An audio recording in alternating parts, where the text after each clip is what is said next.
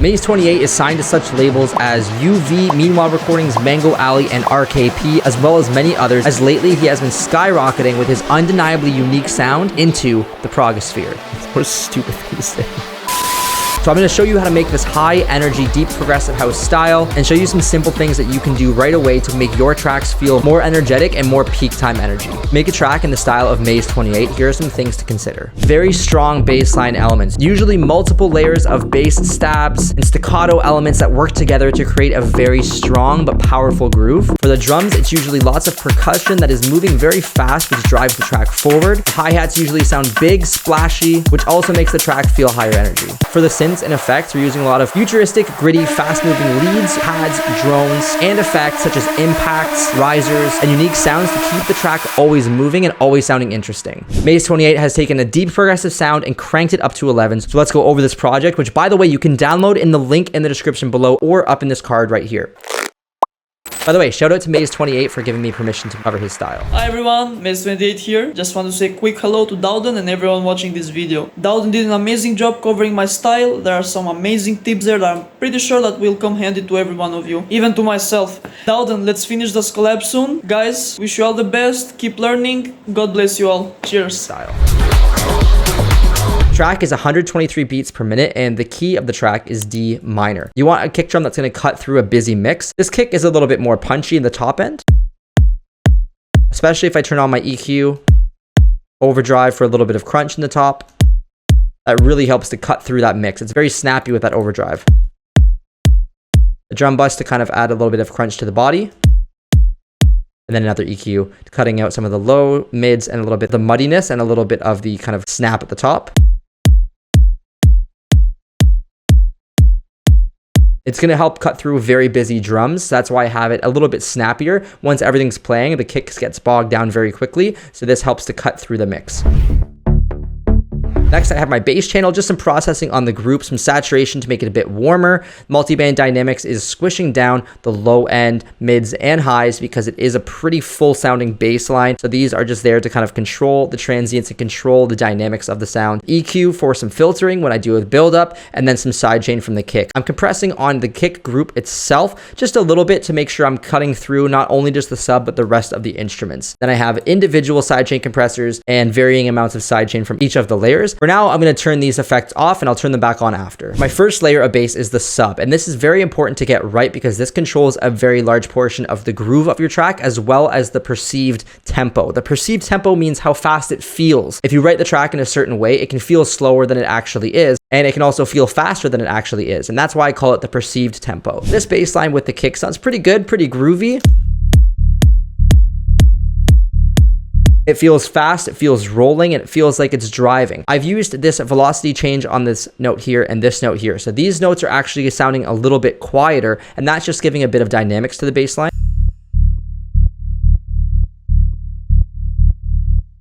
It starts loud, do do do do do do do do do do do. It's the same note, but it kind of feels like it's just quieter and just gives it a little bit of movement in that sub. And then the sub itself is just a sawtooth pushed slightly higher on the wavetable position. Some filtering without the EQ. My second oscillator is a triangle and it's an octave higher. Put that filter back to where it was. And then the EQ as well. And some solid compression because this is going to be a very powerful kick, very powerful sub. I want to make sure they're ducking out of the way of each other. If I go into MIDI here, you can see that I do have the amplitude affected by the velocity. If I put this to 100%, it'll actually turn down the velocity all the way. We won't even hear that bass anymore. So that's why it's good to have it at the default 50. I get that nice little dip in volume there. My tips for the sub is to make sure before moving on that your kick and sub relationship is good and that it's groovy and that it's powerful. It's creating that rolling feeling that you would want in this style, and it's creating that energy that you would want in this style. If I take out some of these bass notes or make them a little bit longer, maybe it won't feel the same groove or same rhythm.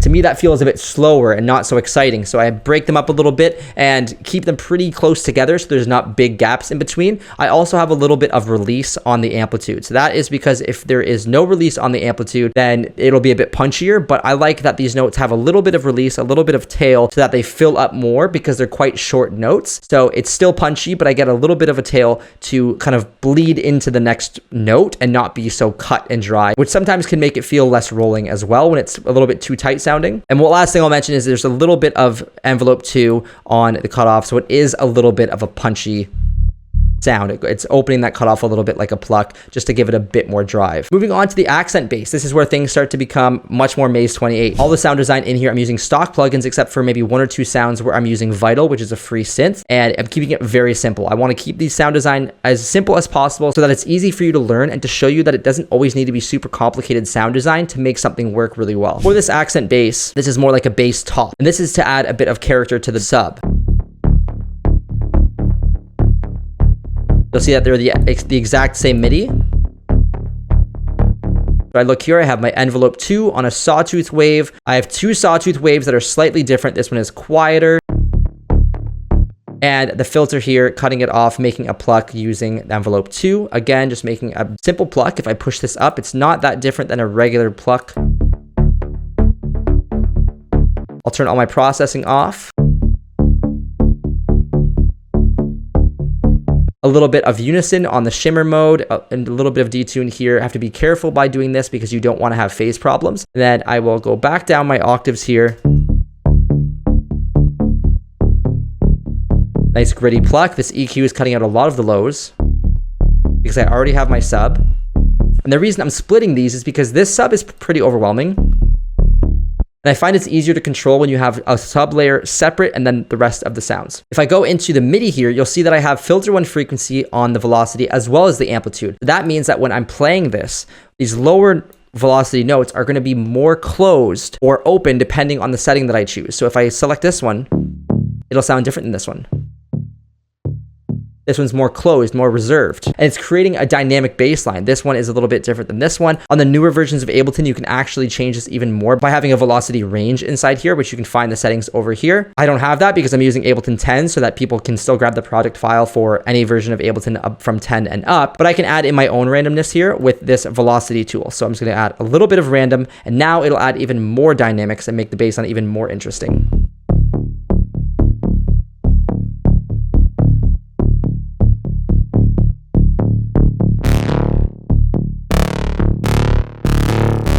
Just to show you how much it's actually working, but I'm just going to keep this at about 6.3 and have the random up a little bit. Adding in the effects here, I have a saturator, which is pushing up and making it a bit grittier. Turn down the dry wet because it was just a bit too much. And this is really important to pay attention to. EQing is a great way to design your sounds further without reaching for other effects, or if you don't really know what to reach for, just try EQing some things. I'm just pushing up this area here, which is giving me more of a gritty sound, which sounds much more aggressive and much more Maze 28.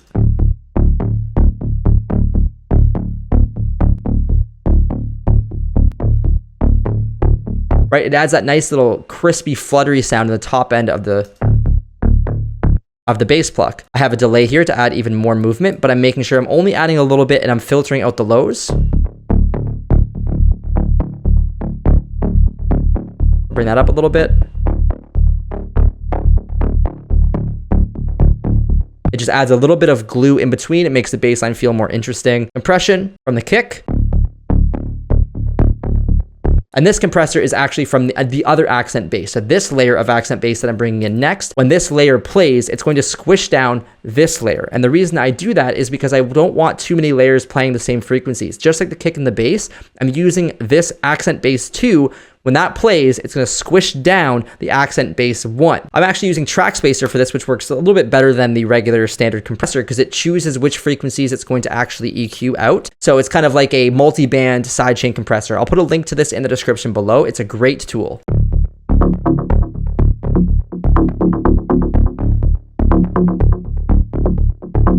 But if you don't have track spacer, a regular compressor is fine. On the accent bass, I also have a little bit of automation. What I like to do for this is I like to use automation with a pencil tool. So I'll zoom out really far and then I'll try to draw like a straight line all the way across while also adding a little bit of like jagged edges here and there. And then for the buildup, I'm just drawing up so that it builds up into the drop and then drops back down to what it was before. And then again, just using the pencil tool, and I'm holding Alt on Windows here, and I'm just drawing in some of this. And I'll go in and I'll add little spikes like this to make it have a little bit of variation as the track is playing to give even more humanization.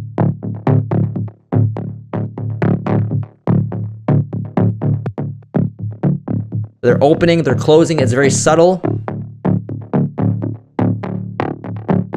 But that little bit of movement is gonna trick your ears. It's gonna give you that ear candy that you don't even know you hear in the context of the entire mix. It'll be very subtle, but it's just something that your ears are gonna pick up on and make the track feel even less repetitive and less tedious. That being said, let's go into the accent bass too. And this one is a different MIDI. This one is a sub rhythm. Usually for these bass lines to sound so groovy, you have more than one groove. So you have your main groove from the sub, and then you have this like secondary or third tertiary groove. And my advice is to keep it simple, but to make sure that it works well with what you have and that it is adding value, not just adding it because you need another layer, you want to sound more interesting, but it's actually adding groove and it's making it more impactful. Let's take a listen to all three layers together.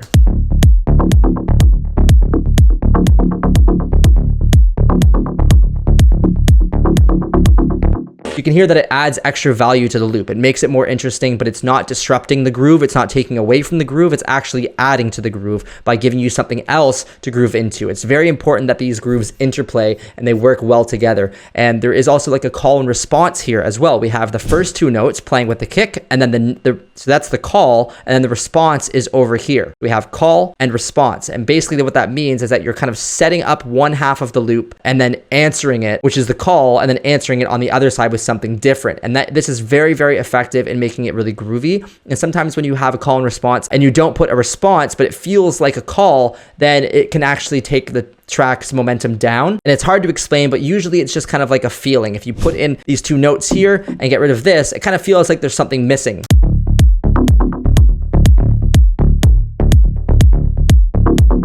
Right? It just feels like something's missing there. You're waiting for something to happen and it doesn't. When I put these back,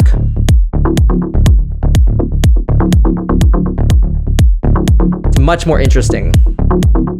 Just experiment with call and response, have something playing on the first half of the loop and then something different playing on the second half, and that can really elevate your grooves, and it's something that's very important in this style for sure. It doesn't need to be the same sound. Try it with different instruments or different modulations on your sound or different settings on that sound as well. For this sound, I'm using Modern Sweep 1 and the warp and fold are up, but if I turn these down, you'll hear how basic of a sound this actually is. So it's very similar to the first pluck, except this time I've pushed up the warp and fold, which makes it sound a bit more like futuristic, a bit more like resonant. And also what's really important about this sound is the filtering. So if I put it back to clean, it sounds much less aggressive. It's very soft sounding now. I put that PRD filter back on, push the drive up.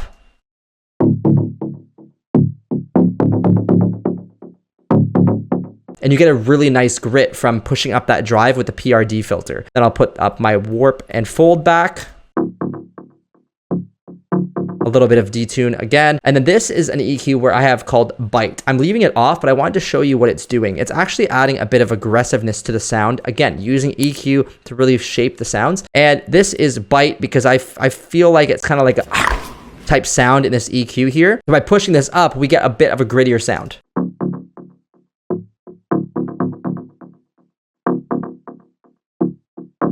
You know what? I'll actually keep it in. I'll push the scale down a little bit more. We're at 50%. I'll bring it down to maybe 35 or 40%. And I'll just keep that in. It actually sounds pretty good like that. Cutting out the lows again. You might notice I'm using two filters. I'm using a ×4 and then a regular filter. That's high passing. And that is because if you put a ×4 by itself, it can start to sound a little bit too obvious of a cut and start to sound thin, and you can get phase problems. So I like to use two filters. One just kind of rounds it out so it's not so aggressive. And I do that a lot in this track. So it's very, very, very subtle, but it's just something that maybe you can get into the habit of doing. Another delay just to add a bit of movement and just a little bit of compression.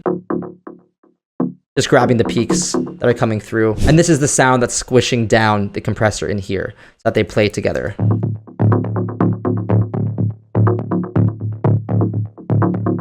To give it its own space in the mix. Lastly, I have that I called a bass rip, and this is how it sounds. You'll kind of know why I called it that. So to make this, again, it's not very hard to make sounds like this. You take a pluck, and I've changed the warp and fold. I've put up some macro controls if you want to make it more intense, or change the timbre. All these presets will come with the project files as well. Again, PRD filter with the drive up and the resonance up. That's another thing, is pushing the resonance up in the PRD filter also helps with the grittiness. Second layer is just a sawtooth with a bit of sync on it to give it a bit of character. And to make the sound, I've used envelope 2 to shape most of what's going on. So it has a long attack. So when I press the note, it's rising over 550 milliseconds. The filter drive, the resonance, and the filter 1 frequency. So as the sound goes up, it's opening the filter, driving it more, and adding a bit of resonance. And then the LFO 1 is controlling the filter frequency as well. So if I hold the note, it's going to play this LFO. But I've added a bit of attack onto it, so it starts from 0 and opens up more and more. If I slow that down, you'll really be able to hear it.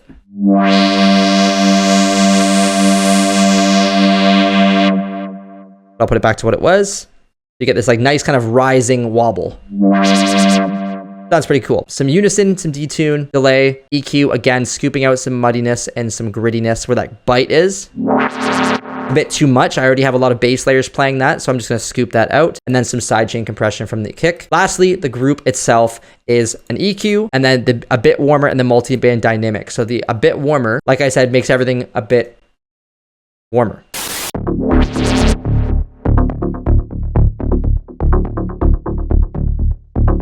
Very subtle, but it's adding just a little bit of the kind of like a mid warmth that's gluing it together. The multi-band dynamics is here to control. There's a lot of bass elements going on. I have just control on all 3 bands, compressing the lows, mids, and highs. This EQ is just for filtering. And all together with the kick, this bass line sounds really nice.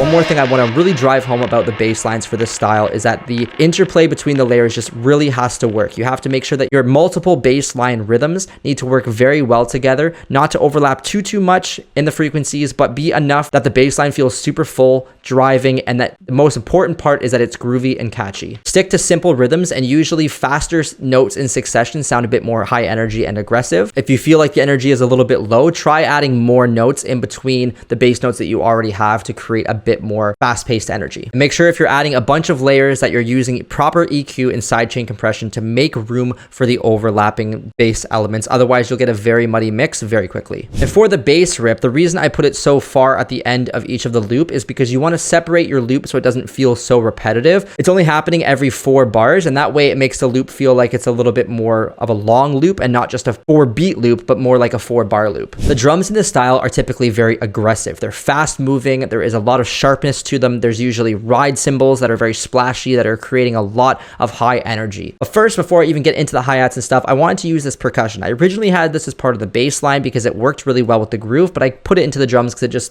it's a drum. It's not really a bass. Quickly wanted to interrupt the video to let everybody know that I do teach music production coaching, one-on-one mentorship, and I also have music production courses that teach beginners and advanced producers. Both of those links are in the description below. This percussion is really cool because it really makes the track feel unique and gritty. Listen to the sound. And I find that within Maze 28 style, this is a percussion that would be used because it's very digital sounding. It's very gritty. It's not really organic sounding, and it just matches that futuristic vibe. This is just a sound I found in a sample pack. So I haven't done any processing except for the EQ, and then I just matched it up with the bass line, and I think it sounds really cool.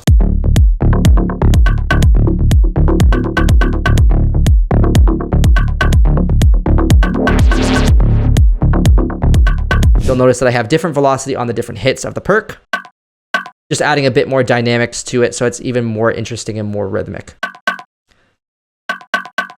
Just adding that variation in the velocity so the volume is a little bit different every time it hits. Again, that interplay is very important, and I think that this elevates the bass line even more, even though it's in my drum group. The drum group itself, I just have some glue compression and a little bit of sidechain compression on the drums, which I don't do all the time, but because it's such a busy top end, the kick was getting a little bit drowned out, so I added a tiny bit the drums just to make a little bit of room for the top end of that kick to come through. For the main hat, it's 2 layers here. It's just a punch and a body. And the body has these little swing hats.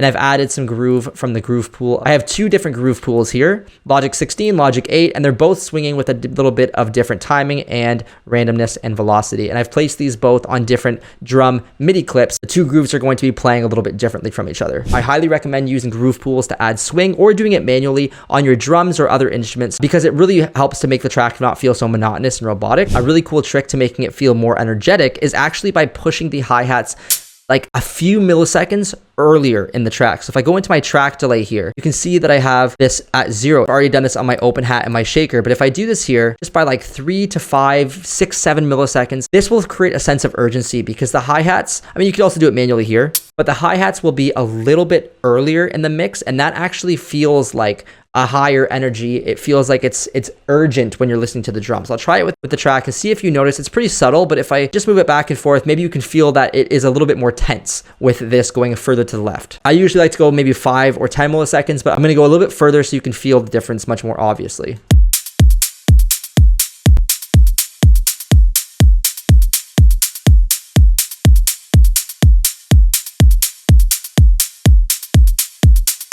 So with the -20, it feels almost like, it doesn't sound offbeat, but it sounds like you're kind of falling behind a little bit, and it creates this like tension. It's very subconscious, but if you do this just maybe 5, maybe 10 milliseconds, I'll probably go a little bit less, like maybe 7 or 8 milliseconds, then it creates that feeling of a little bit more tempo. And if you do the opposite, you can actually push this further to the right and it'll slow the tempo down.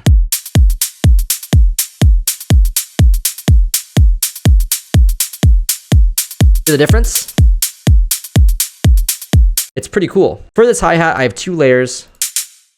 For the 2 layers, I've also dropped down the pitch of this one a little bit and cut a little bit of the tail off. The reason I dropped it on the pitch is because it actually elongates the sample a little bit and makes it a bit more mid-present. If I push that pitch back up, it's a little bit too sharp. Push it back down. It adds more body, the hi-hat, and I've actually cut out a little bit of the high end as well so that the body of that hi-hat can really push through. And then the body on this one, I've also pushed down by 2 semitones. It's just, for this type of track, you want your hi-hats to feel full and gritty. And so by pitching it down a little bit, we get more of those kind of high mid sounds that give that more of a crunch in the mix. Then I just have this clipper. This is a free tool called Free Clip by vital.audio. It basically just chops off any of the sharp peaks and allows your compressors and limiters to work a little bit better without really destroying the sound. You can see that little red there is where it's getting cut off. And when I turn this free clip on, it actually sounds like it's making it a little bit punchier.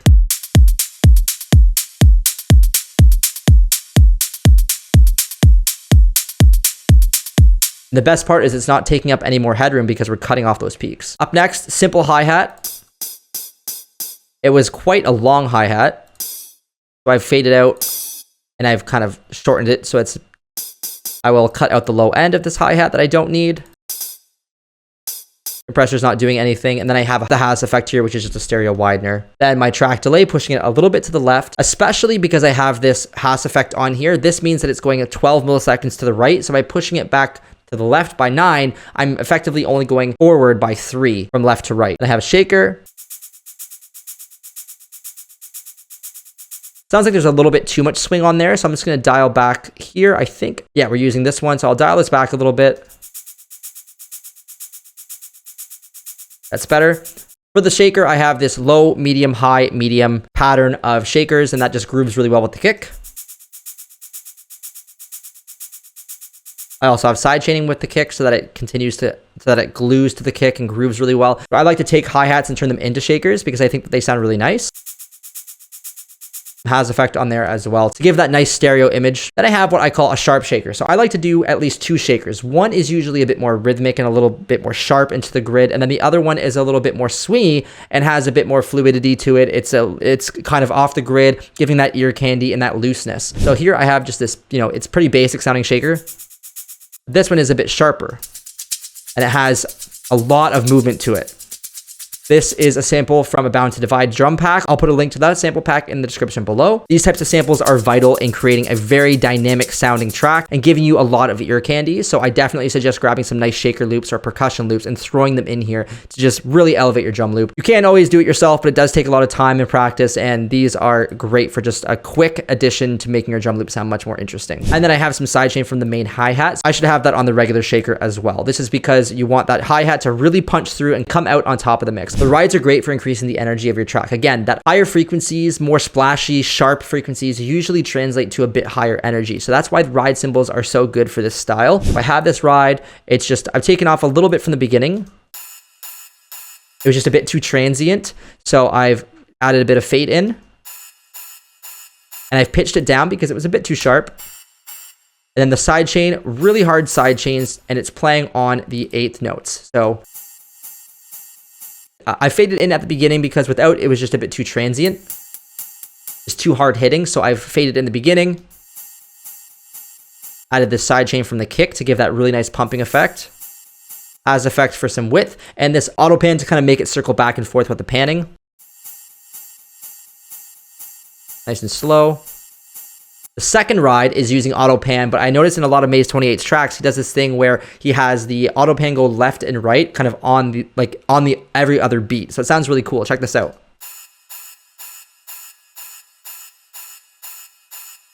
I noticed this in a few of his tracks, so I definitely wanted to include it in the video. And then it's just another ride cymbal, again, taking out the transient. That's not so aggressive. We already have the hi-hats for that. And then the trans position is down because it was just a bit too bright. Sidechain again, has effect again, and then EQ out the low end. Both together. The hi-hat. Shakers. Such a full sounding drum loop is so important for this style. Again, energy. The higher energy is with usually a lot faster sounding percussion, more notes, more brightness, a lot of movement in the top end is what keeps these tracks so high energy and keeps them so interesting. Up next, I have this other loop here. I don't think I need this loop. I had it at the beginning. I don't really think it's really adding much value to the drums because I already have so much, but I'll just leave it in here because it kind of adds a little bit of mid presence. I'll just turn it down. Very simple loop, just to add a bit of drive, I guess. And speaking of drive, I have this drive percussion. And this is another thing that I think is very common in this style because, again, faster notes equals higher energy. So if we listen to just this percussion, listen with the drums, to the drums with and without this drive perk.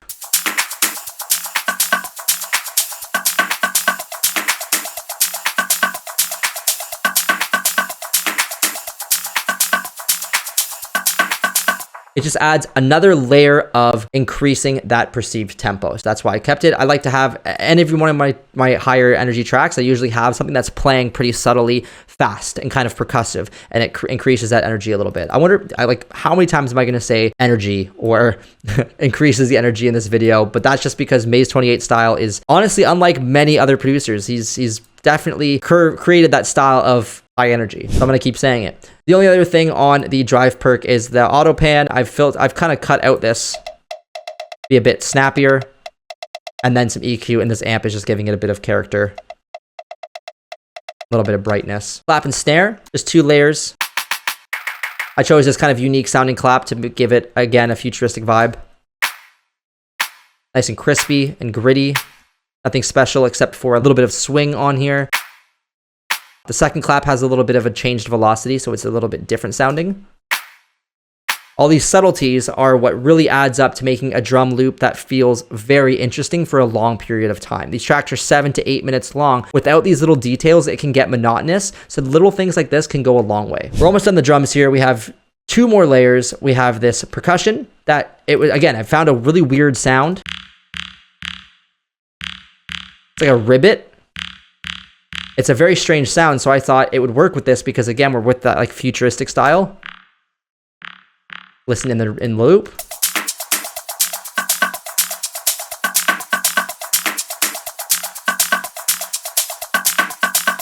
Sounds kind of cool. Maybe it's overkill, but I wanted to give you some different options here with this project file and to show you the different things you can do. Then I have this percussion loop that I made, and this is another thing that I do in a lot of tracks to keep the drums really glued together and to feel like the track has texture, and it is a lot of ear candy. So check this out. Again, in the loop.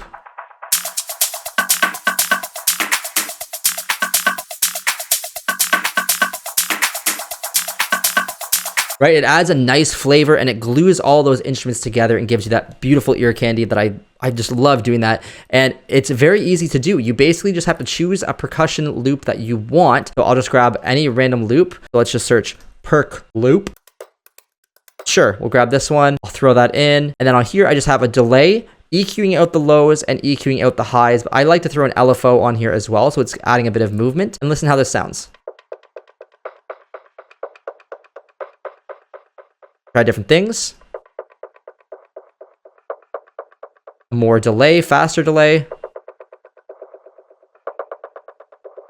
Multiple delays, different filtering, and different loops. Maybe not these ones. Let's grab something different. Let's try less bright tonal, I guess. Cool, I like that too. Right, and then just EQing effectively.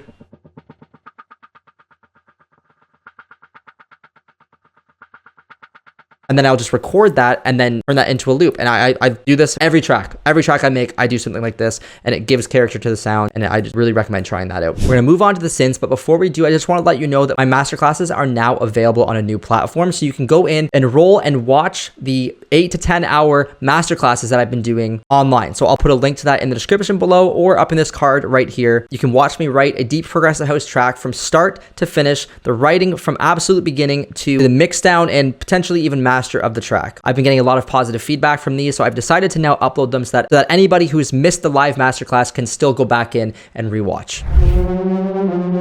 There's actually only a few synth sounds in this track. Most of the vibe comes from the strong bass and the effects. For the synths, I have a little bit of sidechain compression from the kick, just a little bit to give a bit of a pumping effect and allow the kick to punch through the mix.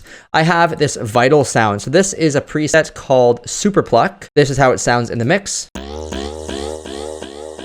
I might have tweaked it. I don't remember exactly, but this comes with Vital. So if you download Vital for free, this preset comes with it. I put these here for some ear candy. So you'll notice that they're kind of just like randomly placed. And this is just to keep the listener interested with these random kind of one shots of sound and effects, impacts, crashes. I'll go over those a little bit later, but this is kind of like the first one where it's just playing randomly and just gives the listener a little bit of a surprise ear candy to make it, reset the listener's ear. Again, futuristic. Up next, I have this bass fill. This is a preset called Feeder, and it's a pretty wild sound. And basically what it's doing is using this random LFO on a bunch of different parameters and creating this very jagged, randomized sound. Again, very futuristic. But if I turn the randomness off, it'll sound a lot less interesting. Still pretty cool using this LFO. But just that stabbing effect, it's really cool to add in as part of the track. And again, just randomly placing this throughout the track to make it more interesting and giving that ear candy. Then I have this bass fill. This one is more of a lead sound. And a lot of Mace 28's tracks has like alarm type sounds, pitch rising sounds. And I think the reason for this is because his music, typically, a lot of it doesn't have a lot of like melodic elements like arpeggios and leads. Some of it does, and it's really good when it does. But for that more driving style, you don't really need to have melodies as much as you need to have just kind of like rhythmic elements. So this lead, it was part of the bass, but now it's a lead. So I'll just rename that to lead. In this lead, the MIDI is just playing 4 notes, a little bit of velocity difference on them so that it sounds a little bit different. The sound itself I made inside of Vital, and basically it's just this sine wave with a little bit of harmonics into it, some unison, and then I'm using this LFO on the pitch. So if I turn this off, there's just a bit of distortion as well. I have another distortion here. This is how it sounds without distortions and the EQ. And what I've done is turn this LFO on so that the LFO will have a pitch rising effect. So I'll go back to what it was before. And now this LFO is going up over and over. So it's going rising in pitch, dropping instantly down. And listen how that sounds. It gives that really tense alarm sound. Then I put the EQ. This actually opens up later in the track. Broken Tube is a nice gritty distortion. I would recommend using a better distortion plugin if you have it, but I wanted to keep it within Ableton, so I'm using these ones. Multiband dynamics. This is just to capture when it gets really loud and open, that is cutting down on the top end, compressing it, because when it opens up the cutoff filter, it gets a little bit louder. Some delay and some reverb. And this just builds up as the track is opening with this automation. So as the track is building, I turn it up a little bit in volume here.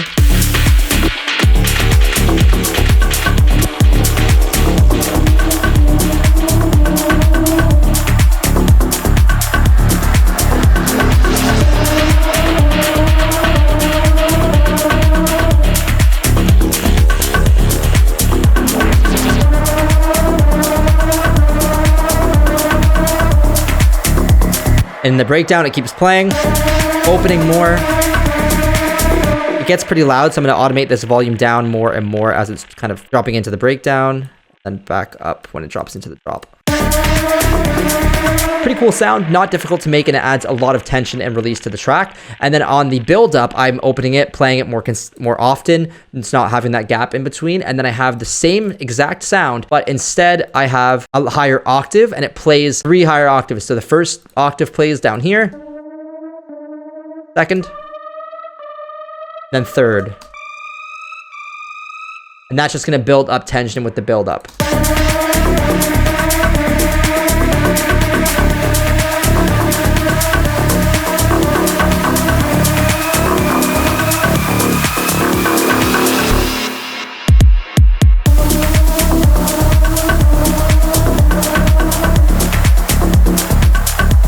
Looking back at the EQ, again, I'm going back up as it's rising to keep it interesting. By doing automation like this, where you're starting at point A and rising over to point B over a longer period of time, you're allowing every single one of these notes to sound a little bit different, so that a loop that is now 8 or 16 beats long, if you're changing it so that the 16 beats play and then the next 16 beats play and those notes are open more and more, and then the next 16 it's open more and more, you have a much longer area of change happening to your track. So it's not just the same loop over and over, it's this loop that's the same with a lead that's changing. So technically each loop is a little bit different, which makes it more interesting and keeps the listener engaged. And again, it's not really like a lead sound in the melodic fashion, it is more of just like a sound, but it's carrying that track. And I think that this works really well for the style, and I think that Maze 28 nails that. Up next, we have these pads, and these are more of like a drone sound.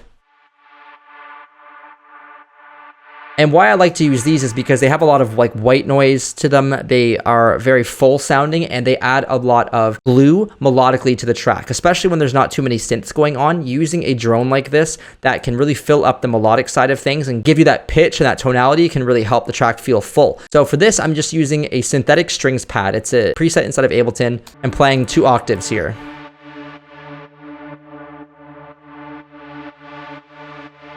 Filter is all the way open, but then I EQ out the lows and the highs just to get that kind of white noisy mid presence. I don't need so much white noise. This is where a lot of the drums are. And I already have so much in the top end I don't really need up here. The reverb is pretty high up, and I want that because otherwise it sounds a bit too harsh.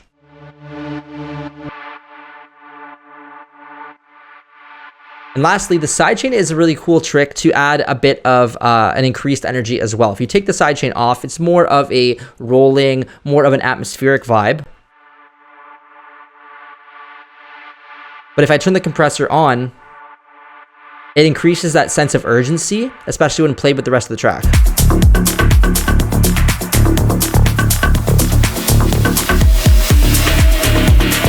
Kind of hard to hear, but basically that pumping effect gives it a bit of forward motion like this, and it makes it feel a bit more intense. But of course you can turn it off if you want to kind of make it a bit more atmospheric. This is just a synth I wanted to leave in because it sounds really cool. And I like to show off the plugin called Tantra. It's a paid plugin, but I have a link for that in the description as well. I just love sharing this because it is such a cool tool. It takes basically your sound and adds a bunch of effects to it and can create some really unique stuff. So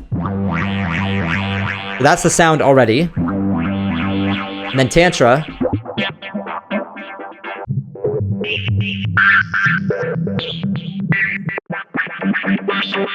as all these presets, again, the original, it's sort of like Shaperbox or Sound Doctor, and I recommend this one as well. Again, links are all for all this stuff is in the description for you. The last sort of synth I have here is actually a bit of a textural sound. So I took a recording of people talking in a busy place, and I put this in a lot of my tracks. It's basically just background textural sound. And what I do is I can have this playing, and I can adjust the volume of when they're talking.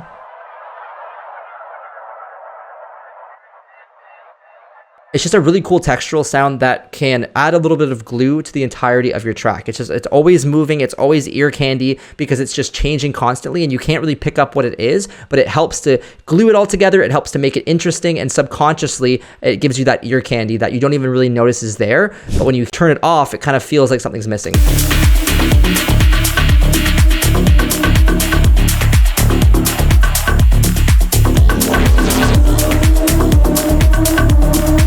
Because the track is so busy, it's kind of hard to hear, but in the parts of the track that are a little bit quieter, it'll be more obvious, but you kind of don't really want it to be obvious. You want this to be a background textural thing that is just kind of creeping in at the bottom of the mix to make everything feel a bit more interesting. Again, these little details, they don't sound like much, but they make a huge difference in the context of a professional track, in this style at least. For effects in the style of Maze 28, there is usually a lot of one-shot sounds, risers, crashes, impacts. Basically, he puts them every 4 or 8 bars because it constantly resets your ears as a listener, and it makes it feel more intense when you have these big impacts, these big delayed sounds that are filling up the spectrum because things are so rhythmic that they get a little bit monotonous. So having these big impacts and splashy sounds keeps your ears interested, and it keeps you guessing and keeps you on your toes a little bit. Again, I'm keeping it simple, just using a couple different impacts, crashes, and right here I have this cool sound. It has tone, it has pitch, and then I'm using a delay and filtering, and when you filter like this, the delayed hits kind of cut more and more with the EQ, and they fade into the background a little bit easier. And what I like to do, I have this gritty pad actually that I made, very, very simple. It's just a sawtooth with the filter all the way open, a lot of release, and then some reverb and delay. You can make impacts and risers yourself by just taking any sort of sound and adding a ton of reverb and delay onto it. Like even this gritty pad, if I take the reverb and put it up way high with a lot of feedback, maybe filter out some high end, I could record that, reverse it, and now it's a riser sound. Similar to this one. And what else I like to do is I take risers, impacts, and effects like this, or things that I record, and I will turn on the warp and then stretch them. This original sound was more like this. But I stretch this over a long period of time, and you get a lot of artifacts when Ableton tries to stretch that and keep the pitch. So you can get like a bit more grit out of it, you get more reverb, and then you put a reverb on it, soften it up. You can make these effects much longer and make your build-ups much more intense by slowly building instead of having one that only builds at the very end. I use an operator with white noise to control my white noise, and then I just turn up and down the volume. Pretty simple. Listen to this part without the effects, and then we're going to listen with the effects and pay close attention to how much of a difference it has.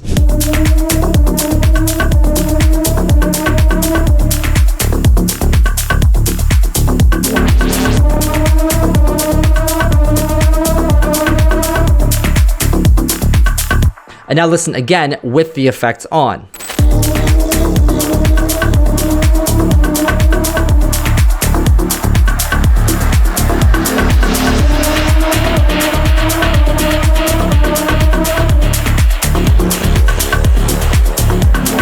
If you want to learn how to make more videos like this one, check out this video right here. And if you want to look at videos that YouTube thinks you'll like based on your algorithm, check out this video right here.